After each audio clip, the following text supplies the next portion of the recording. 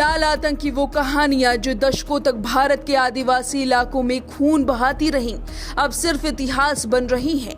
प्रधानमंत्री नरेंद्र मोदी और गृह मंत्री अमित शाह के नेतृत्व में 2026 तक भारत को नक्सल मुक्त बनाने का मिशन अब निर्णायक मोड़ पर है और सबूत है हाल ही में चले 4 बड़े ऑपरेशन कार्य गुट्टालू, सबसे बड़ा नक्सल विरोधी ऑपरेशन। तारीख 14 मई 2025, जगह छत्तीसगढ़ तेलंगाना सीमा की कार्य गुट्टालू पहाड़ी। 21 दिन तक चला ऑपरेशन। 31 नक्सली ढेर जिसमें 16 महिलाएं शामिल थीं। करीब 1.72 करोड़ के इनामी माओवादी ढेर किए गए।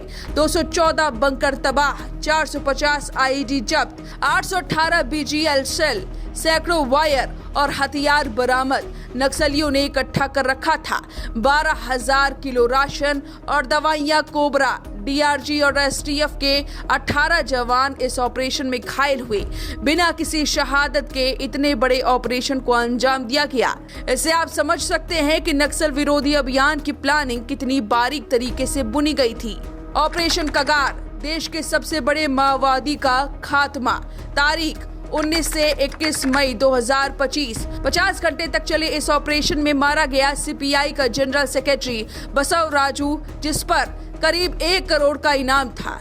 इसने 170 जवानों की हत्या की थी, एलटीटी से ट्रेनिंग ली थी। ऑपरेशन सिर्फ 50 घंटे चला, लेकिन असर ऐतिहासिक। नक्सलियों के खिलाफ ऐसे अचूक अभियान देखकर पीएम मोदी से भी रहा नहीं गया। उन्होंने सुरक्षा बलों की तारीफ करते हुए लिखा, नक्सलवाद का खात्मा तय है और तारीख भी तय है। उन्होंने सुरक्षा बलों की तारीफ करते हुए कहा कि ऐसे जवानों पर गर्व है। ऑपरेशन संकल्प और चेयुथा, जमीन से सफाई और आत्मसमर्पण अभियान। ऑपरेशन संकल्प को 2025 के शुरुआत में आरंभ किया गया था और अभी ये चल ही रहा है।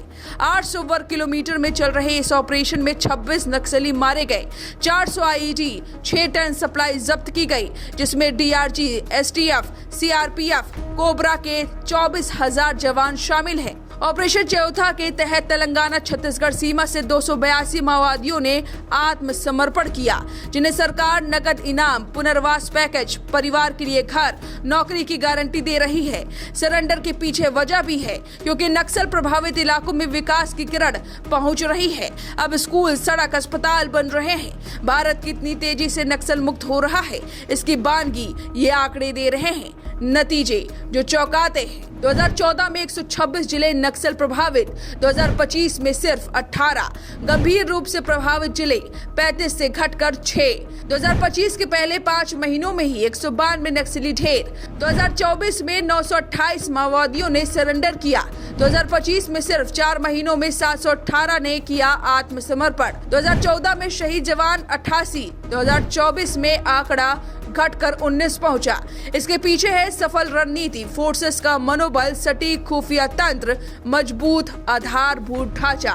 सरकार ने नक्सल मुक्त अभियान में मल्टी एजेंसी इंटेलिजेंस यूनिट का इस्तेमाल किया। तकनीकी, फील्ड और मानव स्रोतों के जरिए इनके ठिकानों को चिन्हित किया। इन इलाकों में सुरक्षा की जीरो दृष्टि से अब तक 320 कैंप्स बनाए गए हैं। 68 नाइट लैंडिंग हेलीपैड यहाँ मौजूद है और 612 फोर्टिफाइड पुलिस स्टेशन भी है, जो 2014 में सिर्फ 67 थे।